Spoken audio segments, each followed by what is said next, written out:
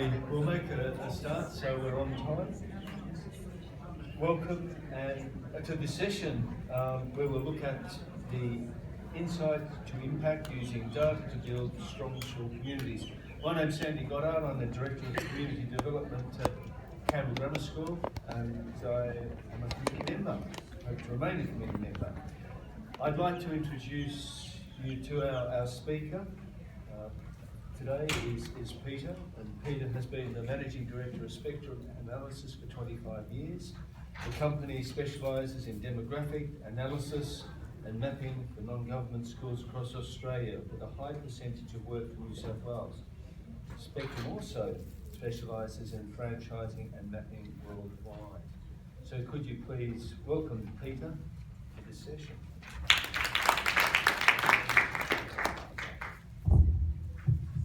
Well, thank you very much, and pleasure to be here. I'm a Melbourneite, so I apologise for that.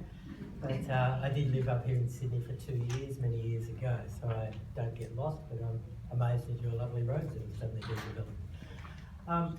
Okay, so I will state that this is sort of for communities and I guess alumni in that area. I guess I look at schools as far as, well, where are the students going to come from, where areas are you wanting to grow, what is the sort of school community and where should it be based. So if I've misled by being on this floor, I'm sort of sorry, but I think you'll find that what we're going to talk about really affects everybody here, not just here, but this whole group, because what we're going to talk about is what is going to happen now and into the future as far as school communities are concerned, especially the higher fee sort of schools. Like, we're not talking high schools and state schools, obviously. Okay, so I like to think of a pendulum. Right now, the pendulum is swinging, and a lot of you people may have been here back in the GFC when the pendulum probably swung the other way, a long way, to the stage where schools were pretty much hard trying to get students, the independent and the non-government schools. Right now, in my view, I'm going to explain to you why the pendulum has probably been swinging very strongly in favour of non-government schools, and I'm probably sound like a bit of a doomsday person, but I don't believe it'll keep going that way. I think a lot of cases, schools have enjoyed the benefits, they're growing, they've got more students than they've had before, but don't be surprised, and I'll explain why, that it'll start to possibly come back, and possibly come back in different areas, harder in some areas than other areas. Let me get to that. So by the end of the talk, I hope you'll have a bit of a picture on what's happening with Australia population, and what's going to happen around Sydney, and then how that's likely to affect your enrolments and your school community over the next few years. So the things that really start to come to mind that we'll talk about will be demographics, fertility rates and migration,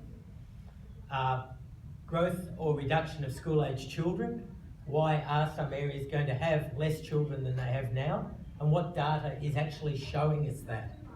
And that's why it's not just me wet finger in the air. What it is the ABS's data is indicating this in certain areas. I'd like to show you a little bit that we've done on research within Spectrum on how far do students travel. If I said to somebody now, how far out would you go to get 50% of your students? Would you have a good guess? I'll give you some work we've done on that. And then changes again, this thing of the pendulum, which is tying in, backed up by the ACARA data. And the last thing, it's very interesting here, is we're heading into having some schools going co-ed, more than has happened before. And I want to just talk a little bit about what happened in Victoria, because for rightly or wrongly, we're probably 30 years ahead of what is happening here, maybe 20 years ahead. But the lessons are there, and it does happen.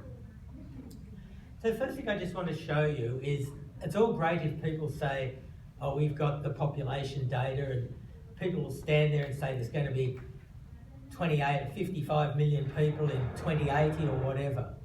What I just want to show you on this slide is even the ABS don't know. There is no black and white number. Obviously, the further out we go, the more risk there is that there'll either be a lot more people or a lot less. And just seeing these graphs, and this came out of the ABS website, and this is their predictions of numbers from 2022 to 2071. And this just came out recently. Why they used 2022 was the census was 2021, so they've started from there and gone out. And you can see their high lines are, sorry, probably won't do it that way. Their high line is saying over 46 million people by 2071, and their low line is saying if we didn't have any immigration, we'd be back under 24 million people. Bloody long way to go. You know, here they are standing there trying to tell people this will be the exact number in years to come. The point I just want to make is the ABS, when they did it in October 2019, they predicted out to 2032. They came out again in October 2024, and they again only predicted out to 2032. So I can only say they probably got their fingers burnt by trying to predict too far ahead when you're getting down to small areas. So it just means that we can't, nobody can stand here and say, oh, we can tell you what the population will be in 2050, or they're guessing. Because at the end of the day, the ABS won't even put their name on that. So what we're seeing here is Australia is expected to be between 34 and 45 million by 2071. So you get the feeling it's a bit of an open end. The current 10-year average was 1.4% growth, and they're expecting to decline to between 0.2 and 0.9. So we're not going to keep growing like we have, for a couple of reasons we'll get to. The median age, and it doesn't affect us, we're not in the retirement village business, but just for interest, it was 38.5, and it's expected to be out in the, let's say, near 45 in the next, in a few years' time. And this is the ageing population. New South Wales, again, same sort of picture. They're not real sure where it's going to go. Currently a bit over 8 million people. But what they're able to say is 65% of the state is currently Sydney, and it's still expected to be 66% of the state. So even though the migration is coming in, it's not, it is getting spread out around the state, not just all ending up in Sydney. So 8.2 million in New South Wales now, they're expecting it to grow 0.4 to 1.2 and reach about 9 to 9.6 million and get out further. So the whole part of that little bit is there is no absolute point that you can say this is exactly what the number of kids is going to be in a certain point in time. The ABS do give us data to say what they think it'll be, and I do believe the ABS is the best data source. Sometimes people say to me, why don't we use the state government data? Why don't we use something else? But at the end of the day, the ABS have 1,000 people, and it's their job to do it as right as possible. So I always feel that's the gold medal starting point. Okay, so a really interesting thing I want to talk about here is what's happened over the last 20 years. So most of you might remember Peter Costello did the baby bonus. They did that because the fertility rate in Australia had dropped to 1.51, 1.50. So the fertility rate is basically measured by female, how many children on average she's likely to have. And it got down to 1.5. So they had the baby bonus. Harvey Norman made a lot of money, they say, with flat screen TVs, and all sorts of things happened. Whether it went in the right places or not, I'm not sure. The point is, the baby bonus peaked or stopped in about 2008. And it had lifted Australia's fertility rate to 2.01. Now, just think of it this way, that a child born in 2008 is now 17 years old. So they're your year 11 students probably at the moment. Ever since then, it's been going down again. So it's not surprising when you say, if we were to be a permanent country at 28, 27 million, we'd probably need about 2.01 if we had no migration. So we're actually, the people that are in Australia are not breeding as quickly as the government might have wanted, and we're making it up with migration. And that's how it's keeping rising up. But the point is, most of us here are probably from schools in higher socioeconomic areas. That's not where the migration happens. They're living out in Marsden Park and living out in down near Campbelltown and those areas. So they're not finding too many immigrants living in Mosman and these sort of places. So we are seeing that this whole rate is dropping, and it's different in different parts of a city like Sydney. It's completely different in the eastern suburbs than it's going to be in Marsden Park.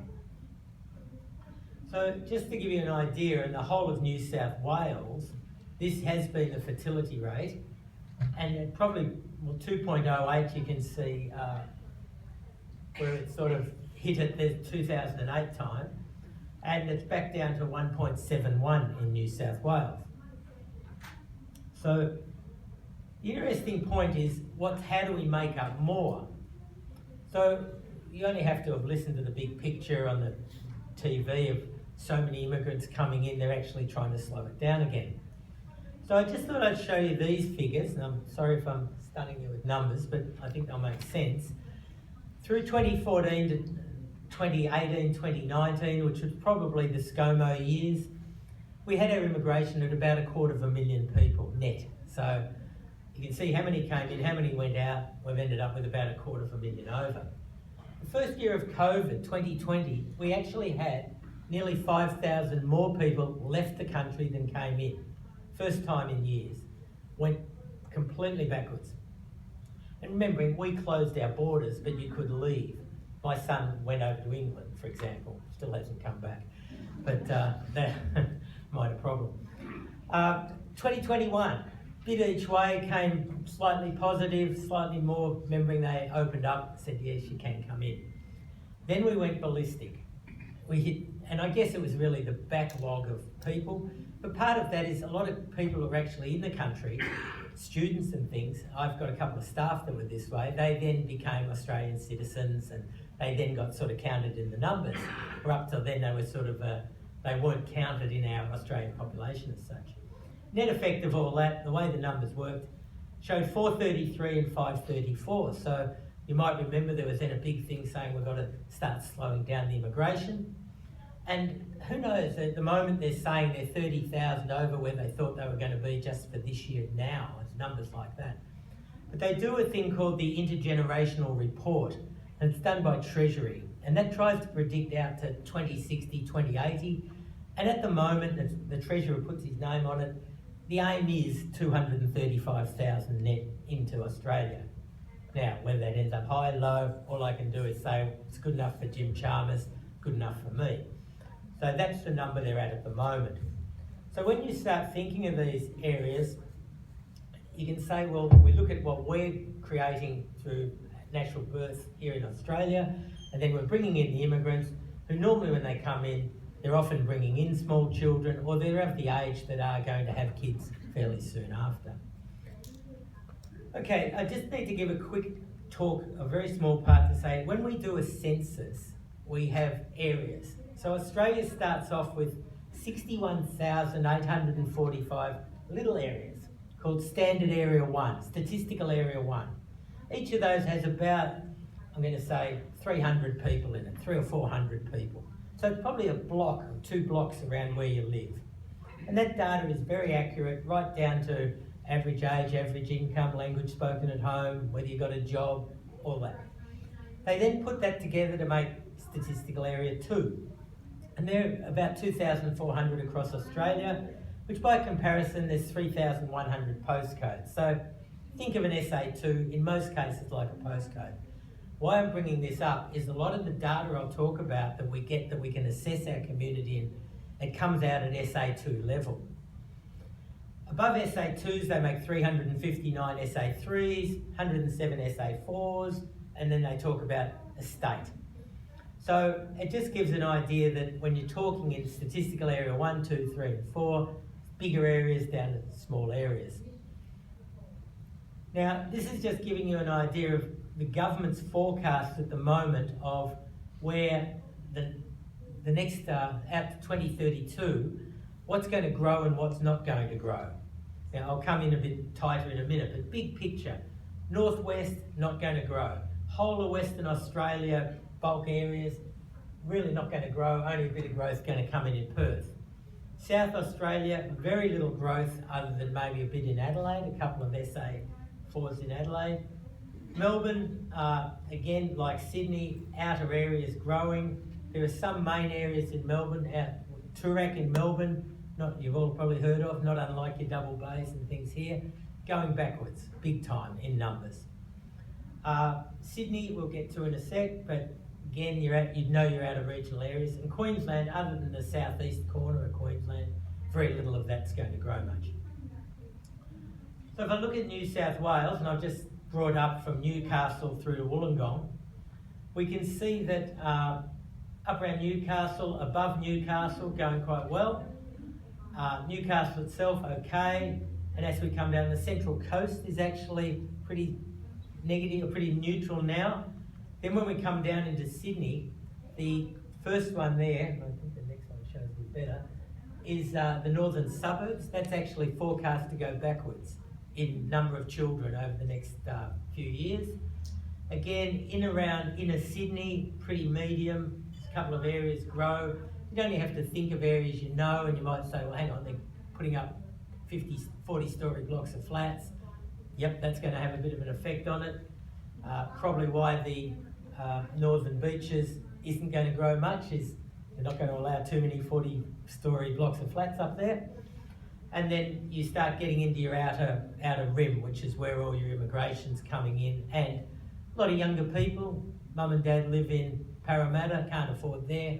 Off we go out near Penrith or up to Marsden Park or whatever we do. So we really are able to start to see the areas. Now, sorry to stagger you with numbers. All I can say is I'm glad we've got such a great big screen because it makes it easy to show. So these are the statistical area 4s in Sydney. And you can start seeing how many people, what they're expecting the total population to increase, and then you can see what they're saying the number of 5 to 18-year-olds is likely to be, whether it's going to go up, and then what it's going to do going up or down. So I'll just use the very first one, the SA4 of City and Inner South, so it's probably down Marrickville and around there.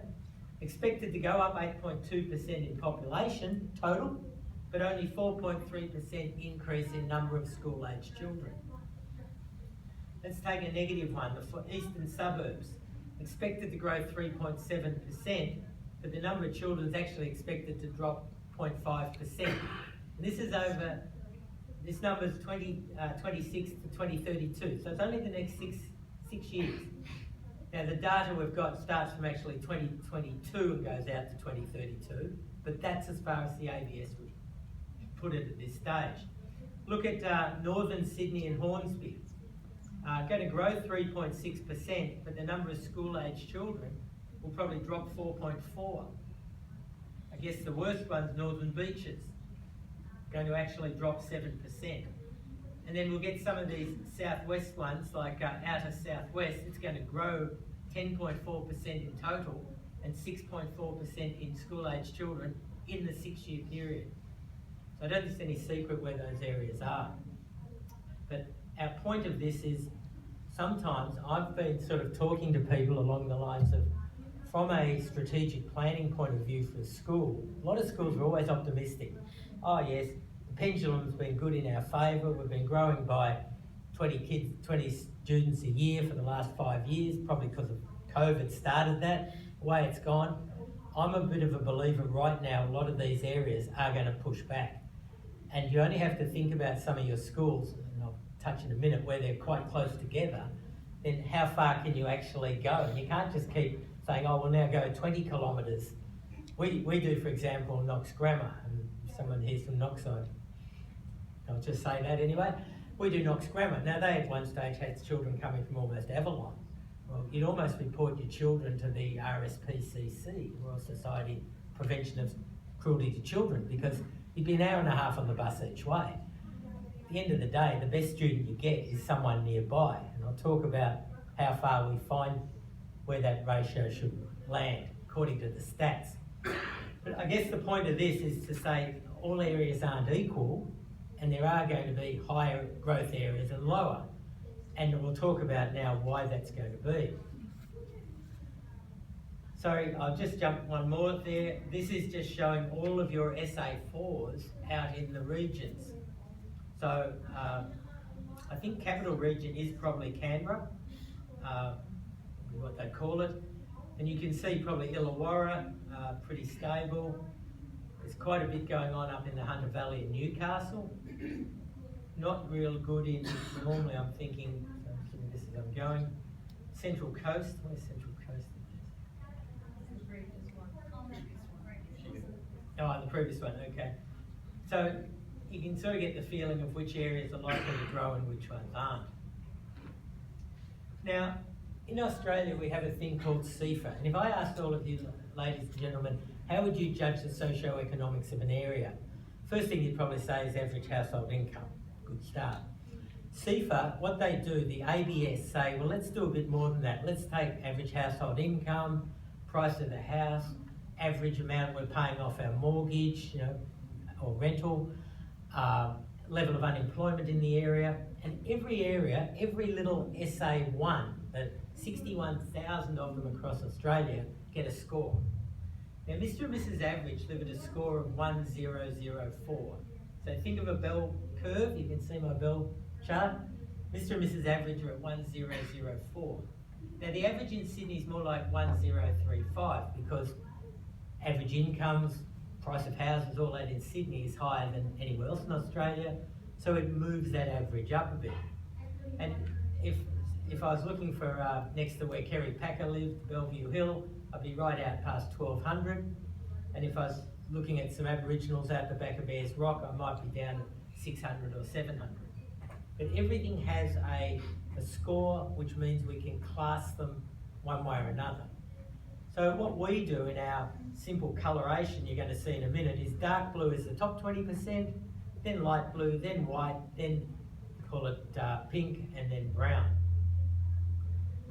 So when we look at, I've just used the sort of Greater Sydney and gone out a bit of distance. Obviously that blue area, the dark blue area, is very high density of people, and every one of those purple dots is an independent school. Now, if you're at Catholic schools, I'm sorry, I can't differentiate the Catholic schools from a little primary Catholic school of 200 compared to Joey's or Loretto. So let's just say we'll use the example here of independent schools. And this is using ACARA data, by the way.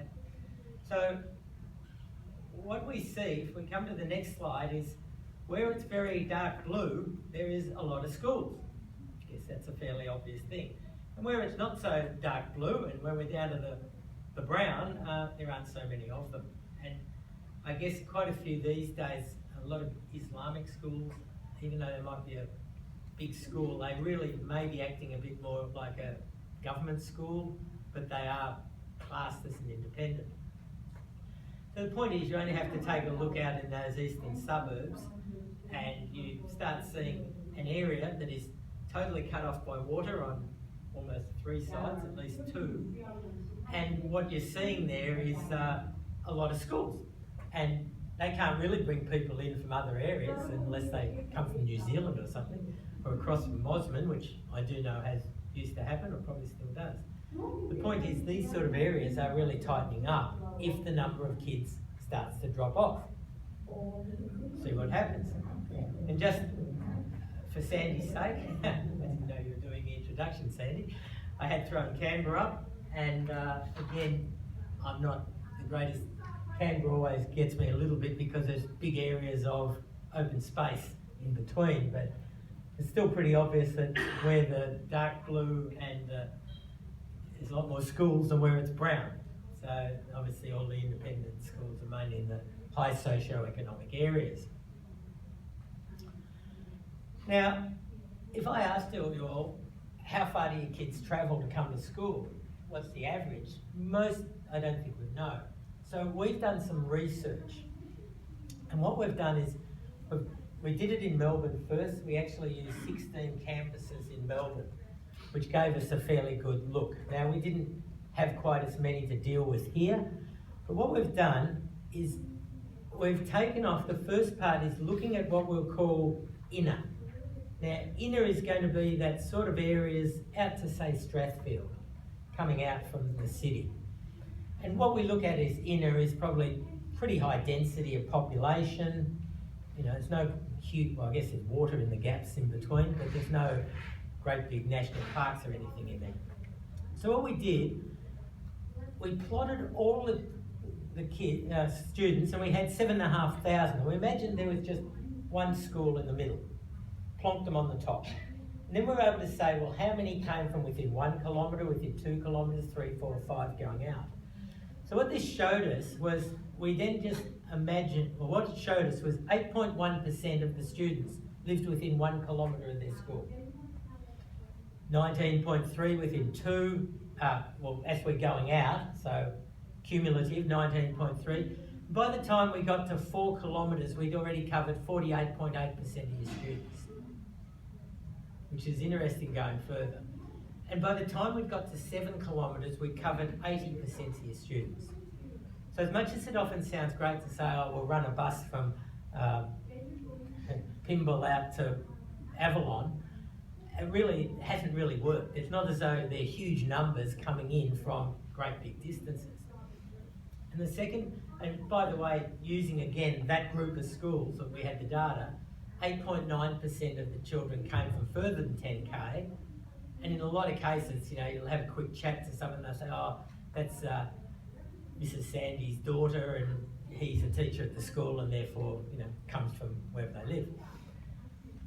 The point is, we then did, on the bottom part of this, we've then said, okay, if we had a school of 1,000 students, right, exactly 1000, and we said, where would they come from? And 81 of the students would have come from within 1 kilometre. Another 112 would have come in that next ring out, 1 to 2 kilometres. Another 134 going out, and you can see the numbers running out. So eventually 89 came from more than 10k. Now, most of you are somewhere tied in with school, and you'll remember there was a little formula called pi r squared, right? So area of it. So if we apply that and we say, what is the area of the first ring? Well, it's going to be 1 by pi, it'll be 3.14. What's the area if we go out 2 kilometres? Pi by 2 squared, it's going to be about 12. Subtract off the bit in the first bit we got, the 0 to 1s, and then we've got the curve of 1 to 2. And we do that exercise, right? So the first ring, pi r squared, 3.1 square kilometres. Second annulus ring would be 9.4. The next one would be 15.7. Point is, if I then divide how many students I've got, divided by the area of that ring, I'm coming off that I have 25.8 students in the first square kilometre near the school. Great, pretty good for marketing. We're getting them near home. The next one, 1 kilometre out, I'd have 11.9 per square kilometre.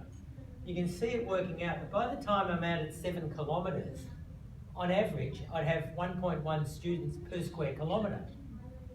Now, a lot of you do a lot of marketing with social media. Put ads, do this, and I'm sure Mr. Facebook and everybody say it's going to cost you so much for 10,000 houses here and 10,000 houses here. My point of that is, how far do you actually go? Is it worth our while going out to somewhere that's 10 kilometres from our school and saying, oh, we're going to saturate that area with our social media, pay Mr. Facebook and Zuckerberg and co a whole lot of money? Or are we much better spending double the amount of money in close to home, where we know historically we're going to get our students from? So you can see by the time you're out to that 9 to 10 kilometre, you're getting 0.4 of a student per square kilometre out that far. So I just want to drop back. That just gives you an idea in Sydney of, I think I just picked a spot that I call sort of where we'd be thinking about, of how far out 10 kilometres sort of looks. So, you know, so it's 20 kilometres across end to end of that curve. Now, again, when I'm looking at the 4 and 7 kilometres, that sort of gives you an idea of how far out, what is a reasonable trade area. Now, when we do our work and we set up with any school, we'll map all the children, the students, and declare what we call a major trade area and a minor trade area. And our major trade area, we normally aim to get about 70% of the children in the major trade area, and then talk about that in terms of demographic. And it's pretty consistent with that sort of look. Often not exactly round, bits up and down, but that's sort of what we tend to find on an inner sort of school. Now we did the same exercise on what we called outer, and the funny thing in Sydney is you do go, a lot of big schools, especially all the ones up around Wallara, you'd have to call them outer, you couldn't call them inner, because they're not in high density inner areas, they're quite a way out. So again, we had 13,000 students across 11 campuses in the what we'll call middle and outer areas. What was interesting, the average was at about 6 kilometres. That's where we hit that, the 51% mark, as you can see. And of those, actually 20.4% were from further out than 10 kilometres, because distance starts to not be such an issue. And maybe, you know, I'm not going to answer the exact questions for Sydney, but you can see they're coming from further. And again, you run through that exercise we did at the bottom of, call it students per square kilometre. You're really seeing it's dropping down to, like, by the time you're 6 and 7 out, it's 1.8 students per square kilometre. Now, the green belts and bits of water and things are all in the middle of that, which don't help. But that's why it's outer and middle areas, not the sort of hard up inner areas. Okay, so I guess what I wanted to look at here is what we can do with growth. And I've sort of filtered you a little bit, or bored you, whichever way you look at it, about the sort of data that's available. But this is actually looking at the growth corridors of Sydney. Now, the highest, and this is doing number of students aged 5 to 18. So the highest is the areas like your Marsden Parks, top, obviously down into your southwest, which is the Austral area. But then you do have a couple of big ones. You only have to think a bit about it. North Ryde, well, Epping, North Ryde, they've been wanting to build big buildings there, so that's obviously going to bring children. And the Auburn one, which I think would probably be almost standing in here, is all this growth that's going on around. There's still big growth predicted around this sort of Olympic pretext. Now, sometimes you get ones like the CBD. Now, interesting exercise with the CBD I did in Melbourne. One of our schools wanted to think about opening a campus in the CBD. And at the time, what we found was, and I put it down fairly much to Asian population, Asian couples had come, they'd get an apartment in the CBD, they'd then have a 2 or 3 year old, suddenly decide this wasn't such a great idea living in an apartment in the CBD, and they'd go and move out. And I imagine the same's probably happening here a bit in Sydney. But maybe the Sydney CBD is growing more in students than what was happening in Melbourne. But you can get the sort of feel of where the growth is expected to be. And you can also see up on the top of the northern beaches where it's expected very much not to be. So we're sort of up past DY, it's expected to drop off considerably. So the point of this is I want to just give a bit of an example of the type of data and to give you an idea that when you are actually thinking about your areas and thinking about what's going to happen, this is sort of the level it comes down to. So what we're showing here, I'm just using Rouse Hill, which is the Marsden Park one. Hopefully you can see that when I'm looking at the numbers of 5 to 18s, the data actually reflected from 2022, the year after the census, that was their starting point, through to 2032. And then what we've done is we've just extrapolated from 2030 to 2032 and just straight lined that out to 2037, because we always had previously that far out. But we hold no great, I'll say it's all care and no responsibility after 2032, because there is nothing we can do. If the ABS don't want to predict past 2032, I'm not going to stick my neck in a noose and say, oh, I can guarantee you this is right. It doesn't happen that way. The point of that, the Marsden Park, is we break it into 0 to 4s, so ELC, 5 to 11, your primary school, 12 to 18, your secondary school, and then a 5 to 18 K to 12 school. Now, Marsden Park by 2025 should have about 18,582 5 to 18 year olds, and it's expected by 2032 at about 27,000 and about 33,000 by 2037. Now, again, the whole argument will come up in a minute of socio-economic.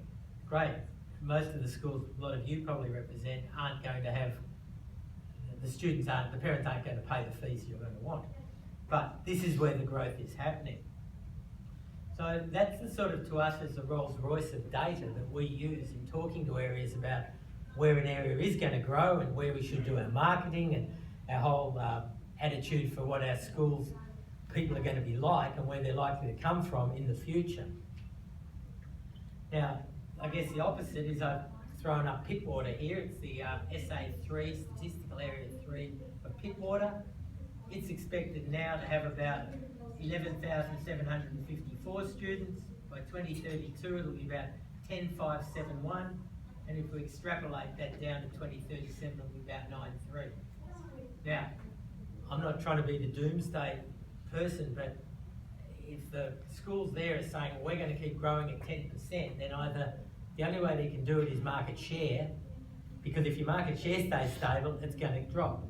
And this is where I feel a lot of schools, being very optimistic, they do their strategic plan, and because things have grown for the last few years, oh, we're going to keep growing. And I'm saying to a lot of schools now, your strategic plan probably should have option 1, option 2, maybe option 3, and don't be surprised that you've done very well. The pendulum's been across in the good side, and I'm feeling it's going to come back a bit for all these reasons I'm talking about.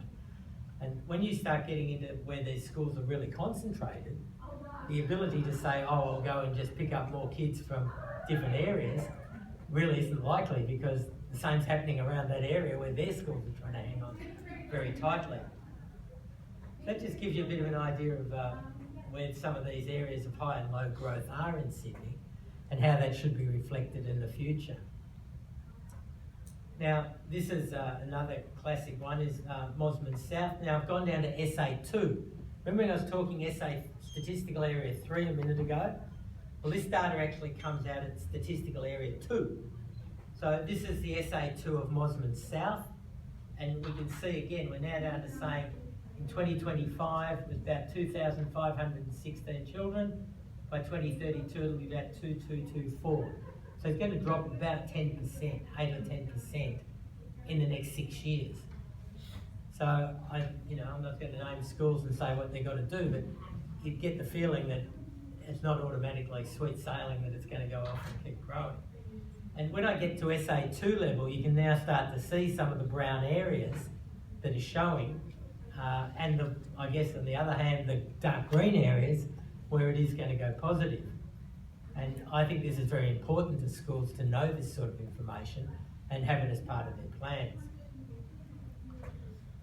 Okay, I want to just bring you to the ACARA data. So most of you know there's data on how many students you have at your school. So it's on public knowledge that we can look from 2008 through to 2024 at the moment, and then it'll come up in March next year, we'll get the 2025 data.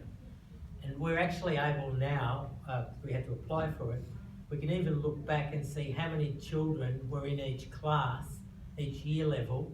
Right back, I could go back to 2008 and go and look at Knox Grammar and see how many grade 1s, grade 2s, grade 3s, grade 4s, etc. they had then, right through to now. So that data is available. The point of this exercise is what is happening and what has been the changes. And I guess the data starts at 08, the ACARA data, and we're up to 2024. So let me just, and how they break it is whether you're a Catholic school, a government or independent. And there is a little bit of greyness in this because we work with a couple of independent, ones like the EREA, Edmund Rice. Now they're 9 or 10 boys' schools. I think here they're classed as independent schools, and in Victoria they're classed as Catholic schools. Now why there's a difference from one to the other, I don't know, but in New South Wales it represents about 10,000 boys. Which way you want to class them is up to yourselves, but it's not a consistency. And the Loretto has the same issue. But the point is, let's just say that there's no great issue, but the Catholic education literally started in 08 at about 644,000, up to 768,000. So it had increased 18.5%. And at that stage, yeah, it has increased. Sorry, 19.3% was the increase, but they represented 18.5% of the market. If I look at government schools, they are 63% of the market, and independent schools 18% of the market. But the independent schools have grown 43% from back in 2008 to 2024. So market share-wise, they've absolutely gone ballistic, where in total, from 3.4 million up to 4.1 million, the bottom line, that increased by 21%. But this again, my pendulum theory is that the government schools the non-government schools, Catholic and independent, have grown more than government by a long way. The point of that is, where's it going to sort of come back to, or where is the happy medium? I just want to get to this slide. What really happened has been 2020 to 2024. So if I start off at what the numbers were in New South Wales in 2020 and run it out to 2024, the Catholic schools have gone up 6.23% in their numbers. The government schools have actually gone down 3.64% in their numbers, and independent schools are up 14.7%. My pendulum theory again, can it keep going like that? And that really came down, most of you would remember, in 2020, COVID hit. A lot of your independent schools did a great job. A lot of people then not necessarily pulled their kids out of government school. Some did and put them into independent. Others probably said, oh, little Johnny or little Jill's in grade 5 now, can they come in grade 6 or can they come earlier? And a lot of you got a kick on in 2021, 2022, where that child may have been expected by in a year 7 that they often came in earlier. And that sort of reflected on bringing these numbers up. So every state in Australia has had this similar effect, that it's up 14 or 6, I think Vic's up 16%.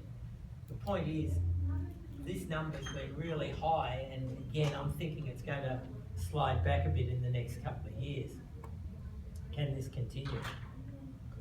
I did the ACT, 12.8% they're up compared to the other areas. I guess government's held at about 0.77, Catholics up 4.3, independent up 18, up 12. So you really see what sort of happened over time and how it's going to continue. The other one I want to bring up and have a chat about in New South Wales is the girls' school issue. Now, I'm born and bred in Victoria, and I'm sorry, but I apologise for that. I lived 2 years up here, so I did enjoy my couple of years here actually in the 80s. Why I've just left that in yellow is that Victoria had probably started going co-ed in a big way back in about the 1990s. It's been going for 20, 25 years heading that way. And you can see that if I look at 2010, it was 4.7% at boys' schools, 8% at girls' schools, 87% co-ed. By now, the boys' schools hasn't dropped that much, or 3.9%, 7.8, 88.3. By comparison, New South Wales, you're at about 86% at this stage. And ACT gets a bit weird on that because it's probably not the number of all boys and all girls schools that they have in the other cities. Oh, yeah, we've actually got 11% in the all boys schools, just 5 in the girls. The example I just want to talk about, and I'm sorry to try and use Victoria, but I think it's the best way of thinking about it. Back when I was at school in the last century, there were 20 what they called APS and AGS schools, all boys schools. You've all heard of a lot of them, the Scotch College, Melbourne Grammars, all of that. Right? There's now only 8 all boys schools left in Melbourne, basically. The point is, there's now 12 co-ed schools that were pure boys school, all boys schools. But those 12 schools have actually, Haileybury you've probably heard of, it's got 4 campuses, Wesley, Caulfield Grammar, Ivanhoe Grammar, they've all got 2 big campuses each now. The net effect now is, in 2024, just in those 12 schools, there's 13,448 girls. Now, go back to the last century when I was playing around there, those girls weren't at girls' school, they were at girls' schools, probably most cases. So the pressure has been coming on really strongly on the all-girls schools, because the old option of, do I send, and the classics are ones like Ivanhoe Girls Grammar, Ivanhoe Grammar, Mentone Grammar, Mentone Girls Grammar. And I'm sure you've got similar cases here. Send the daughter to Mentone Grammar, send your son to Mentone Grammar, send your daughter to Mentone Girls Grammar. Suddenly they all come together. Oh, it's easier to just have one drop off. Mentone Grammar, the boys' school, co-ed school, got the benefit. The girls' schools have been struggling. And I guess the interesting thing is when Melbourne did it, it really sort of happened pretty quickly. And you're starting to head this way in the next year or two with Cranbrook and Newington, and I'm sure there's others happening. But the only one I know, and this is the reverse case, was a little school in Melbourne where my wife actually went, called Kilvington, and it had about 350 girls. It went co-ed. It's now at 800, and it's actually got more boys than girls, which surprised. And I know my 2IC wanted his children to go into a co-ed school, and he struggled. He's got them in now into Caulfield Grammar, but it was a real struggle even a year or two ago to whether he could. Everyone wanted the daughter, but it was hard getting the boy in. But he's achieved it. So I guess my point on this is you're starting to see some of these effects here, from what I gather. Just say I'm watching it from afar. I was talking to someone today, and I gather Cranbrook's bringing in 2 intakes, I think year 5 and 7 or something, and not a huge number to start, but it'll grow. And Newington's obviously doing something similar. So you're going to start feeling that pressure. And the pressure comes on the all-girls schools, obviously, because it's suddenly, and I don't know if it's likely that any of those are going to go the other way like Kilvington did, but I guess all I can do is wait and see, because watch the Melbourne model probably, because that's really sort of what started 20, 30 years ago and has been going a lot stronger. So I guess if you think of your 20 biggest boys' schools or whatever, how many of those have already gone co-ed? Probably very few. But we're at 12 out of the 20 have already fully co-ed now and settled in, probably a bit of an equilibrium. But I do know we're working on a couple of girls' schools because they are seriously concerned in Melbourne about what their long-term future is. No secret that one called Shelford got socked up by Caulfield Grammar. Another one, Presentation College, it was a girls' school, and the nuns decided no longer to run it, so it had to get socked up by some other things. But it hasn't always been that pleasant for the girls' school. Yeah, so that's at the numbers of about the 14,000 girls that are in there. So I guess my point of this is demographics are changing across Australia, and they'll have a big effect on all areas of your schools, including through to the alumni. All sorts of things are going to sort of get affected by where the students are going to come from and what that community is going to be like. And thinking that the community is going to be pulling them from 15 kilometres away in buses and things is pretty much, well, our data shows the best student is probably the one who lives almost directly opposite your school, because all things are much easier than when they live further away. So the data is all available all over Australia to do this. It's common data. And look, I think we've gone through a very good time, very good set of circumstances for independent and especially independent schools. And I'm just a bit of the view, without trying to say that doomsday person, but I think it is going to start to swing back a little bit, and just the whole economic cycle, many things that are happening, and the whole fertility rates and things like this are going to push it back, especially in high socio-economic areas. Just one other figure I didn't quote was in Melbourne, and I think I better quote that than try and dream up a figure here. In Melbourne, in the inner east, SA2, SA4, it's now down to 1.1 is the fertility level. So even though Melbourne's averaging 1.5, the inner east is 1.1, which would be equivalent to your eastern suburbs here. So I think if you looked at the eastern suburbs, you'd be in numbers like that. So look, I'm happy to take any questions. Our motto has always been use data to make better business decisions in all parts of your school, and happy to take anything people want to ask me. No, I haven't done too good a job or not good enough job. I was a geographer before I came into the sort of executive area. So the demographics is very interesting, and you know, you're right, the fertility rates are dropping. Where the schools are all in high socioeconomic growth areas. And while there's, I guess, full enrolments at the moment, you know, the shift in co-ed often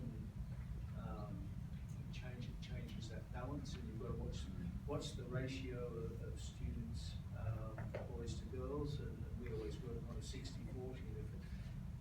If it's 40% girls and below, we start to think, oh, we're getting girls coming back into a boys' school again.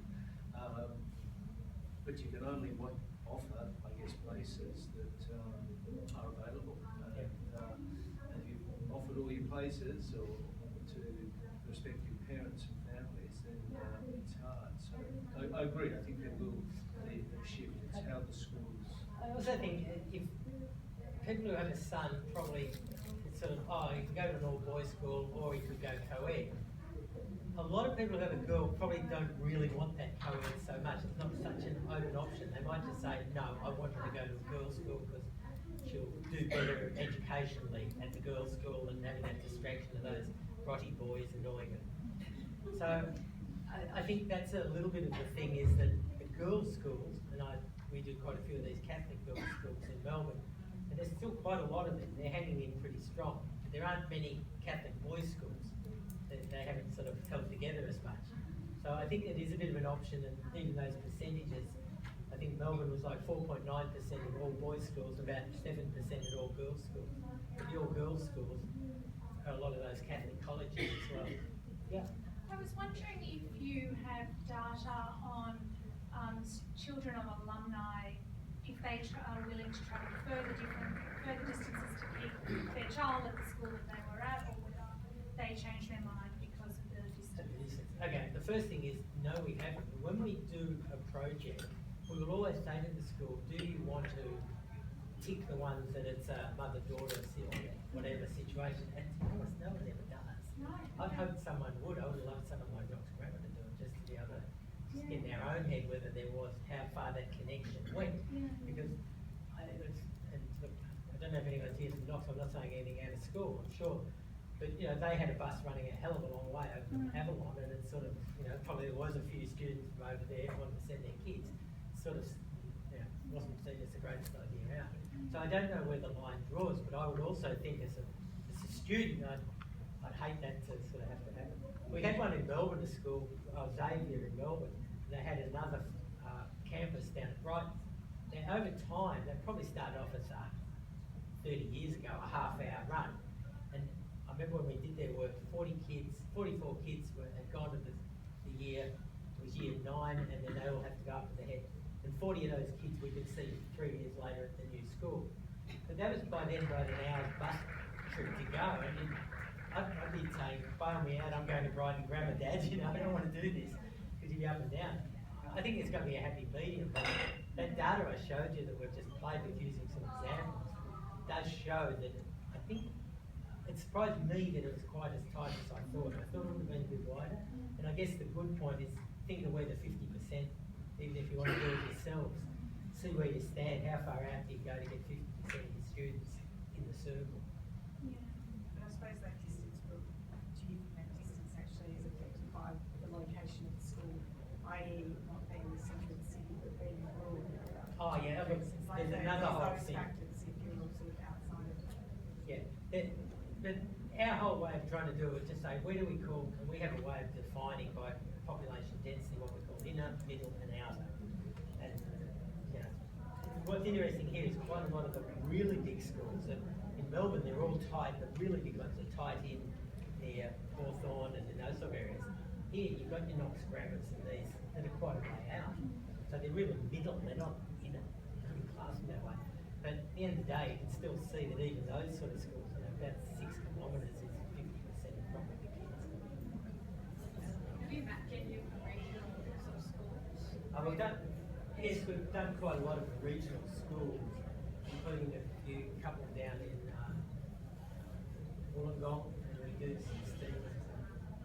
And is that different when you're saying about bus trips? Like if I can get on a bus for an hour, 40 minutes on some days, and that's just what it is because where we are.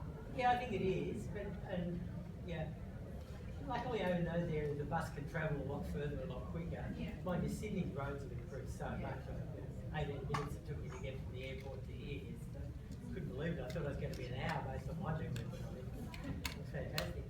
But look, I would class those sort of schools, if I talk about Newcastle or even Wollongong, as sort of the middle and outer, and you'd probably find that 8 or so kilometres would be the 50%. Yeah, we're Albury, so we're. Oh, yeah. Yep. It's quite different set. No, you're just really going to be 80% of yours is going to be inside Albury, probably Aquadonga, obviously, as well. Conscious, sorry. No. Would it be possible that share that presentation? Yes, absolutely. If they don't do it through here, I think they're going to, because they did in the Victorian case. But you can grab a card and I'll send it to you. I have no problem with doing that. And if you have the opportunity over the next couple of days to see Peter. I've got a stand. Just so look for the blue. We had a blue tablecloth. We wanted to be different. Everyone else had a white tablecloth. I got a blue on purpose. So please come and have a chat. And look, I'll happily send the presentation to anyone who wants. Thank you. On behalf of the group and Educate Plus, thank you very much for your presentation. So that's the topic, and it sort of didn't quite come where I was the last one to come in as a street supplier, and I didn't quite put my hand up for alumni, I must say. I was looking for enrolments because that's our cup of tea, obviously.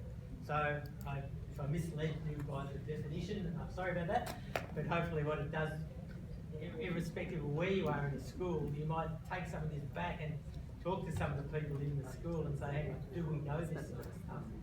And so far we've done about 70 schools across Australia with full-blown studies, and it's been quite good. And our next session begins at 12:25. Wow. Lovely day.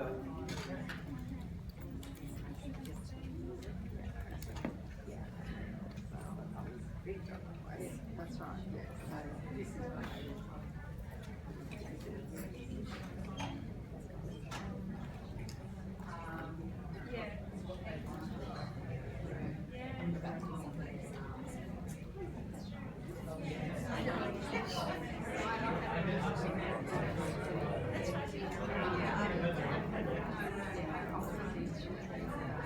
Yes.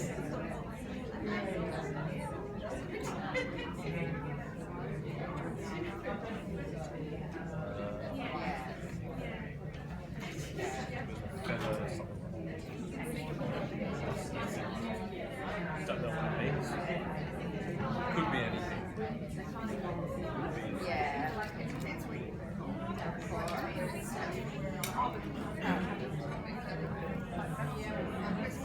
time. I know. So you're gonna alternate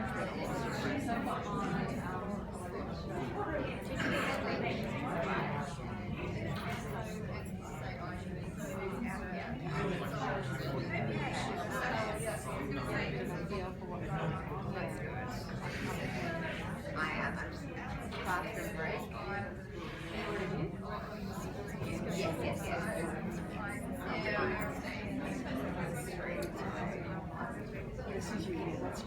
Julie's birthday.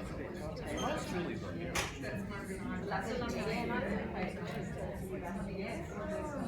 The branding one is.